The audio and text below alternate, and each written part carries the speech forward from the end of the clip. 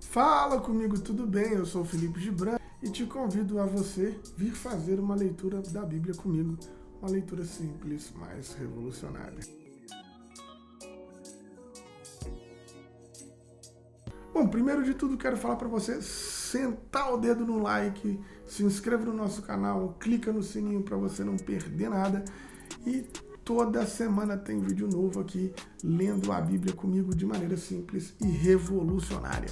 Se você curte esse rolê que eu estou fazendo, se você curte o trabalho do Reino em Pessoa, se você curte essa nossa maneira de espalhar o Evangelho, de fazer essa leitura libertadora da Bíblia, essa leitura simples e revolucionária, quero te pedir, apoie o nosso projeto, nos ajuda a ficar vivo, nos dê uma condição de ter potência, de continuar fazendo esse negócio.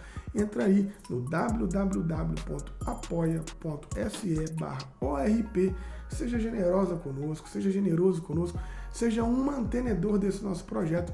Toda ajuda é muita ajuda. Faça uma oferta para a gente continuar produzindo conteúdo como esse. Eu te agradeço. A gente começa com o Evangelho de Mateus, que traz a genealogia de Jesus. E muitas vezes a gente passa por ele sem entender muito. Acha que é só um texto ali, cartorial, enfim, a gente passa por ele. E a gente começa em Mateus lendo a genealogia de Jesus Cristo, filho de Davi, filho de Abraão, Abraão que gerou Isaac e assim vai. É uma longa série de gerações que estão ali narradas no texto.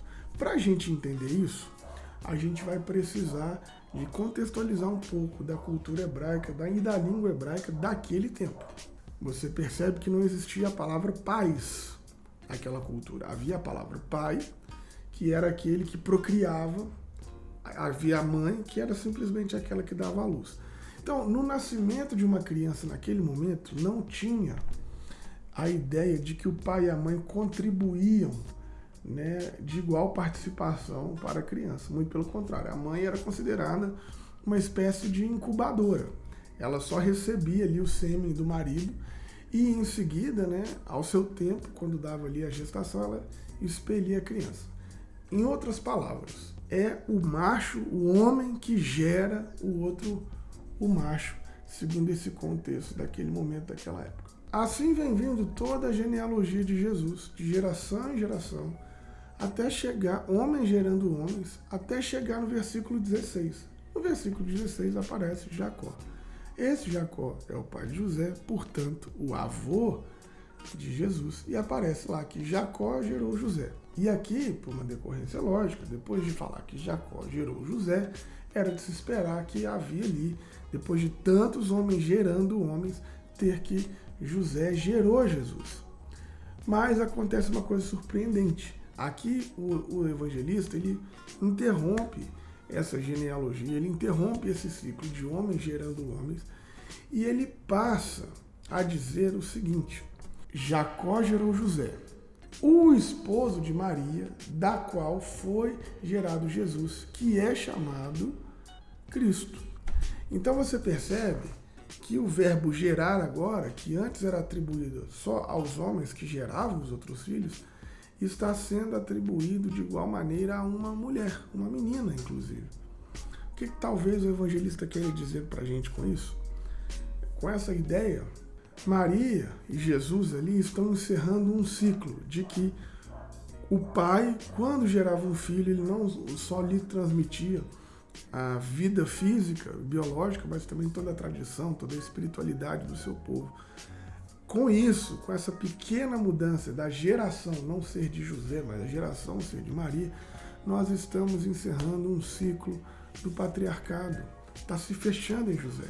Parece que em Jesus todas as coisas recomeçam. Em Maria existe uma revolução onde a palavra gerar, onde gerar também biologicamente, fisicamente, né, com a tradição da espiritualidade do povo, também pode ser feito através das mulheres. Então já começa na genealogia com uma palavra simples e é muito precioso, né, porque Jesus vai apresentando uma nova maneira de ser gente, começando inclusive reconhecendo o espaço das mulheres justamente igual ao espaço dos homens, né?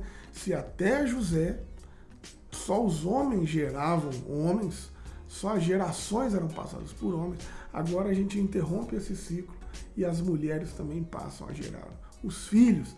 Isso parece simples para você no Brasil de 2023, que é óbvio, né? As mulheres estão gerando, óbvio, mas não era simples para aquela cultura daquele tempo. É extremamente revolucionário. Simples, uma pequena palavra, mas extremamente revolucionário. A gente passa a analisar então os versículos seguintes. A origem de Jesus foi escrita assim, ou esta é a gênese de Jesus Cristo.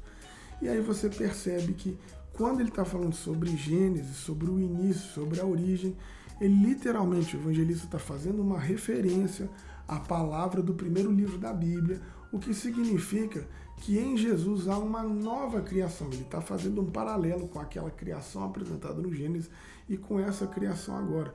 Algo inédito está acontecendo. E realmente está, nós já vimos sobre a primeira palavra de geração. Maria, sua mãe, estava prometida em casamento para José. E aqui também nós precisamos de entender como é que funcionava o casamento, porque o casamento era uma instituição, né, naquele tempo. Mas como era esse matrimônio naquele tempo? Ocorria em duas etapas. A primeira etapa era chamada, né, de núpcias, e a seguida, um ano depois, era chamada de casamento. Então, o matrimônio ele era dividido em essas duas etapas. Aqui, quando Jesus nasce, Maria e José estão na primeira etapa. Eles estão na núpcias, já são casados. Já são marido e mulher, mas ainda não coabitam, ainda não vivem juntos na mesma casa. Portanto, Maria, mãe de Jesus, estava prometida em casamento a José, quer dizer que Maria era esposa de José. Mas antes de viverem juntos, antes deles passarem para a segunda etapa do matrimônio, a coabitação na casa paterna, ela ficou grávida pela ação do Espírito Santo.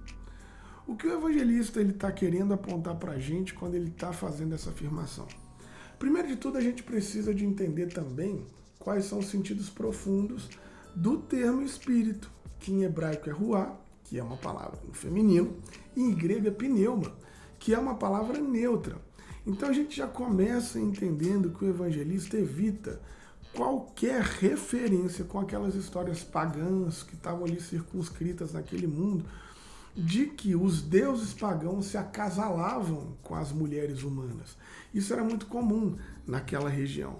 Então, quando o evangelista coloca que ruá, no hebraico feminino, e que pneuma, que é o espírito, que é uma coisa sem gênero, uma palavra sem gênero no grego, ele já está apontando que o poder criativo de Deus quebra esse ciclo. Aqui não se trata de um acasalamento de um macho com uma fêmea. Por isso, o evangelista usa esse termo neutro, que é o pneuma, ou no hebraico, ruá. Mas o Espírito Santo é o que? É esse poder criativo de Deus. Então, o que é nascido em Maria é a mesma força que deu origem à criação. Lá no livro do Gênesis, o Mateus se refere, no princípio Deus criou os céus e a terra, e o Espírito, a ruá, ou a pneuma, no caso do Primeiro Testamento, a ruá, impetuoso de Deus, soprava sobre as faces das águas. Agora o Espírito Santo fez de novo uma irrupção nessa criatura, que é trazer o seu filho. Então veja que coisa interessante as reflexões que o tempo todo está fazendo com o Primeiro Testamento, com o Segundo, mostrando que o Espírito gerou vida lá, mas também gerou vida aqui. E aqui fazendo sempre essa inferência, da não masculinidade, da quebra do patriarcado. Você vai percebendo, quando você vai descendo os capítulos, os versículos, que José, seu marido, era considerado justo. Era justo, era assim que o texto diz ele. E nós precisamos também entender o que se está atribuindo justiça naquele tempo. Porque é muito comum que no momento presente, quando se fala sobre alguém ser justo, você tenha na dimensão da sua cabeça que é um significado moral, de moralidade. Mas um homem justo, naquele tempo, significava que ele era um grande observador. Um observador assim, contumaz, um observador diligente das regras e das prescrições da lei mosaica, da lei judaica. Então, Moisés, quando sabe que Maria estava grávida, ainda antes deles coabitarem, o texto diz, e não querendo denunciá-la, já na primeira etapa ali do matrimônio, entre eles, ele, como ele era um homem justo, ele fica numa celeuma. Por quê? Porque se ele tivesse que obedecer à lei, ele teria que denunciar a Maria. O homem na situação de Moisés, né, que teria sofrido um adultério, deveria denunciar a mulher para que ela fosse apedrejada, segundo a lei. Então, quando o texto diz que Moisés era um homem justo, ele está trazendo para nós o conflito da cabeça de Moisés. Porque na cabeça dele, ele foi traído, ele sofreu um adultério. Então, se ele sofreu, se a mulher dele adulterou, ele tem que observar a lei, porque ele é um cara cumpridor da lei. E aí, pois bem, José então está no profundo dilema, ele está vivendo um drama. Os livros apócrifos, muito de modo especial, o proto-evangelho de Tiago, é muito feliz quando vai trazer essa ideia desse drama que José está vivendo e que talvez a gente não entende, né?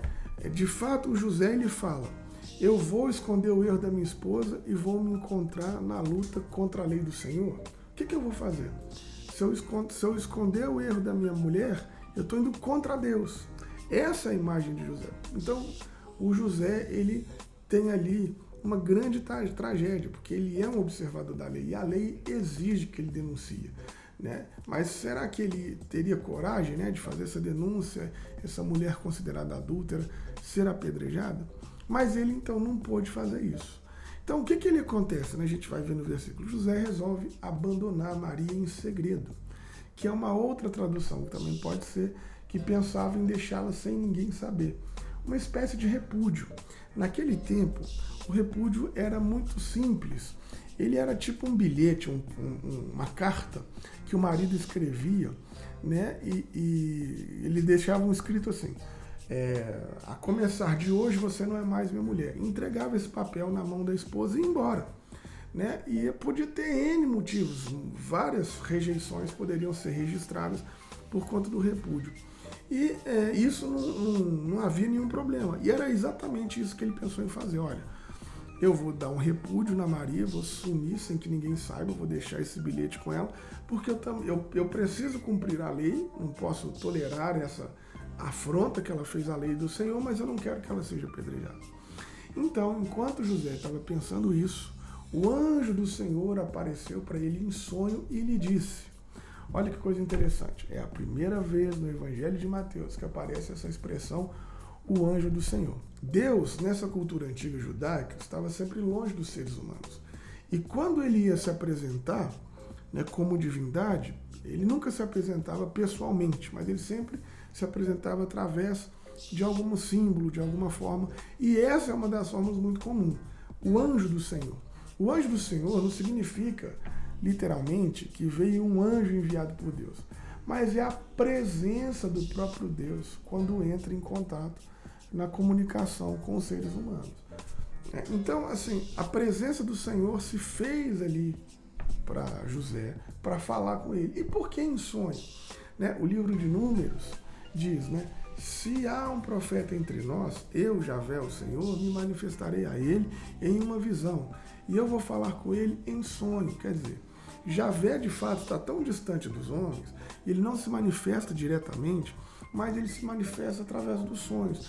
E você sabe disso, que essa é uma cena muito comum, de quando, por exemplo, essa cultura judaica antiga estava dizendo que ninguém pode ver a face do Senhor, aquele que visse a face do Senhor era morto, aquele que entrasse no Santo do Santo em pecado, né, era morto, tinha que entrar com uma corda amarrada. Quer dizer, a distância de Deus, né, na manifestação de Deus naquela cultura era muito grande na cultura deles. Então Deus sempre se manifestava por sonhos, pelos profetas, através do anjo, mas nunca numa relação personificada dele, né? Então, esse anjo do Senhor, que aqui aparece em Mateus a primeira vez, aparece depois outras 3 vezes no Evangelho, e sempre para comunicar a vida.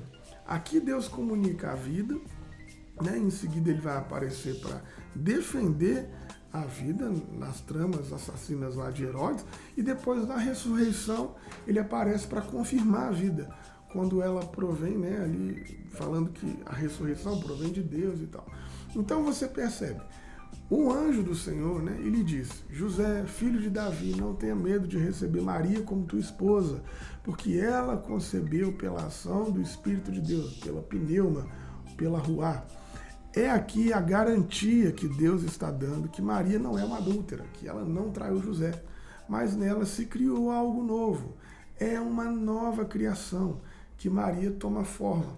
Ela dará à luz, literalmente, né, parirá um filho, e tu lhe dará o nome de Jesus, pois ele vai salvar o povo dos seus pecados. Aqui o evangelista ele faz uma conexão entre Jesus e salvar dos pecados. E isso na nossa língua portuguesa, às vezes fica difícil de entender. Mas na língua hebraica fica mais fácil, porque Jesus em hebraico é Yeshua. O verbo salvar, que está no tempo futuro, é Joshua. Que o evangelista faz uma conexão entre o nome de Jesus e a salvação do povo dos seus pecados. Na nossa língua portuguesa fica mais difícil de entender, mas na língua hebraica fica mais fácil, porque Jesus, em hebraico, tem o mesmo radical do que salvar no futuro. Então, Yeshua, né, Yeshua, que é Jesus, que é o verbo salvar, e no tempo futuro chama Joshua, ou Yoshua, eu sou muito ruim de pronúncia do hebraico, mas você percebe que tem o mesmo radical. Portanto, então, no hebraico há um joguinho de palavras.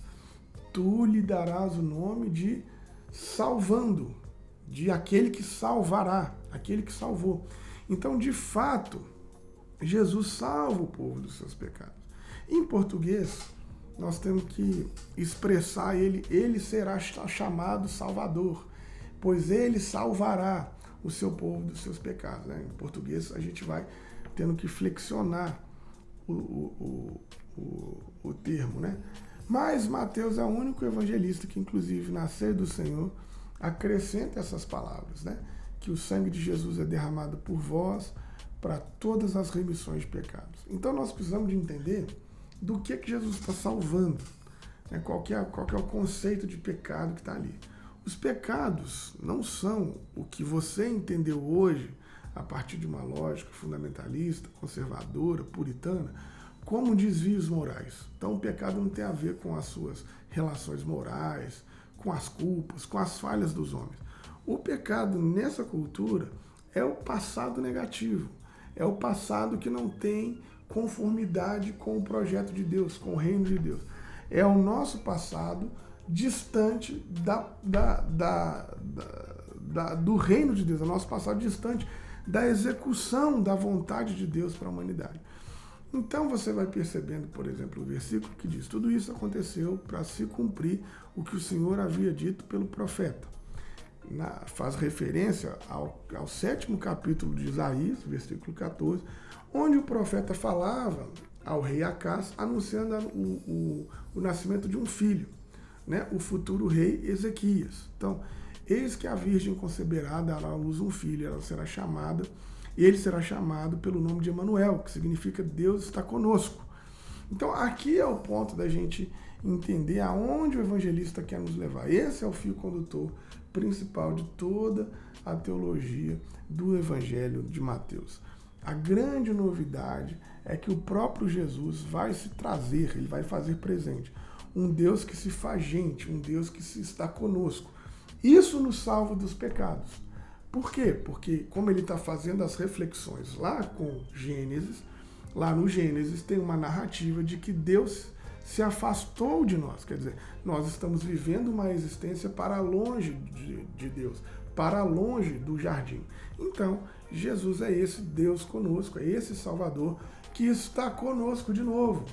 Então, nos resgatando do pecado. Isso não tem a ver com moralismo, com moralidade, com as coisas que você faz. Não, isso tem a ver com o projeto de gente. Quer dizer, lá no Gênesis, nós não conseguiríamos ser gente como Deus planejou que nós fôssemos, porque a relação com Deus havia se perdido.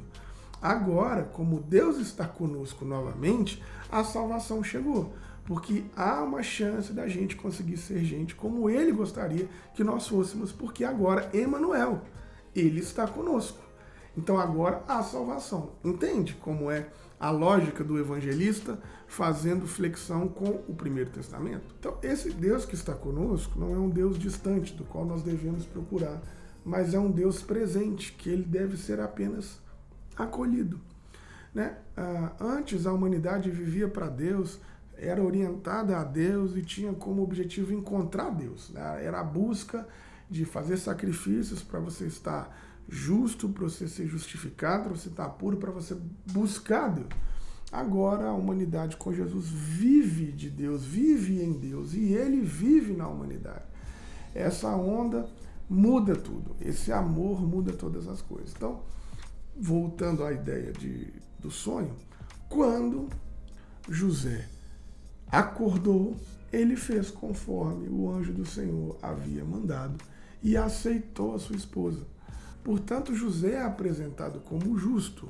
No verdadeiro sentido, é aquele que foi para além da tradição, das escrituras, para além da lei mosaica, e estava em sintonia com a palavra de Deus, que é esse que se manifesta em prol da vida, mesmo quando ela vai contra as religiosas. Mas graças à omissão, então, de José, o Espírito de Deus conseguiu estar ali gerando uma nova vida em Jesus, gerando uma nova vida em Maria, dando para a gente uma nova possibilidade. Então perceba, no início o evangelista está chamando José de justo e aparentemente tem a ver com ele ser um bom cumpridor da lei. Mas quando você vai vendo o que acontece na narrativa e quando Moisés acorda do sonho, você percebe que o evangelista quer comunicar é que justo não é aquele que cumpre a lei, mas justo para os olhos de Deus é aquele que comunica a vida, é aquele que dá vazão à obra do Espírito, da ruá, da pneuma. Então, veja só como as coisas mudam. Inclusive, você vai ver isso no decorrer do livro de Mateus aqui comigo. Em vários momentos, Jesus curando no sábado, Jesus fazendo um monte de coisa no sábado, contrariando a lei, indo a favor da vida. Então é isso, o primeiro passo da leitura de Mateus, essa leitura simples e revolucionária que você faz aqui comigo. Até o próximo vídeo e a gente vai lendo esse livro junto. Aquele abraço, falou, valeu!